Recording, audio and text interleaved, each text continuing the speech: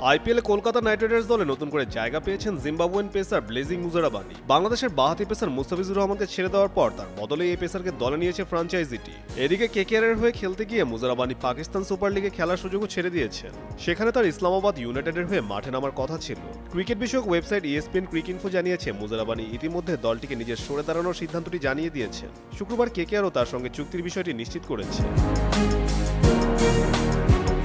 এর আগে Indian premier league IPL নিলামে প্রায় 9 কোটি 20 লাখ রুপিতে মুস্তাফিজুর রহমানকে দলে নিয়েছিল কলকাতা।